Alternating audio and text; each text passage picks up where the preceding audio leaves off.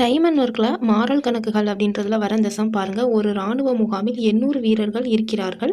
அவர்களுக்கு 60 நாட்களுக்கு போதுமான மளிகை பொருட்கள் உள்ளன. அந்த முகாமிற்கு மேலும் 400 வீரர்கள் வந்து சேர்ந்தார்கள் எனில் எத்தனை நாட்களுக்கு அந்த மளிகை பொருட்கள் போதுமானதாக இருக்கும் அப்படின்னு கேட்டிருக்காங்க. ஆக்சுவலாக இது டைம் அண்ட் ஒர்க்கில் மாறல் கணக்குகள் அப்படின்னு சொல்லிட்டு தனியாக வரும். ஸோ இது இந்த மாறல் கணக்குகள் அப்படின்னாலே நம்ம ஒரு ஃபார்முலா வச்சுருப்போம். பட் இந்த சம்க்கு மட்டும் வேறு ஃபார்முலா கொடுத்துருப்பாங்க. என்ன அப்படின்னா, நபர்கள் இன்று நாட்கள் பை நபர்கள் அப்படின்ட்டு இந்த மாதிரி ஃபார்முலா கொடுத்துருப்பாங்க. ஸோ இந்த மாதிரி வர சம் வந்து இந்த ஃபார்முலாவில் செஞ்சுருப்பாங்க. ஸோ இந்த ஃபார்முலாவில் செய்யலாம், தப்பு இல்லை.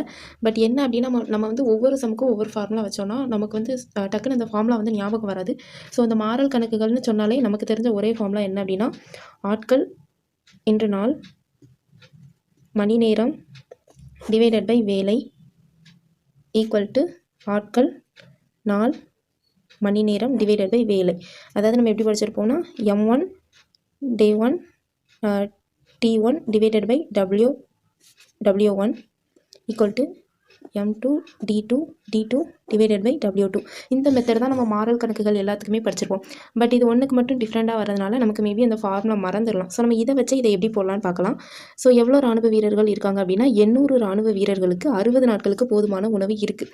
ஸோ இப்போ எக்ஸ்ட்ரா 400 பேர் வந்து செய்கிறாங்க. அப்போ இவங்க கூட அவங்கள ஆட் பண்ணிக்கணும். அப்போ 1200 வீரர்களுக்கு எவ்வளோ நாள், இவ்வளோ தான் கணக்கில் கேட்டிருக்காங்க ஆக்சுவலாக. ஓகேவா? ஸோ நம்ம இப்போ சிம்பிளிஃபை பண்ணலாம்.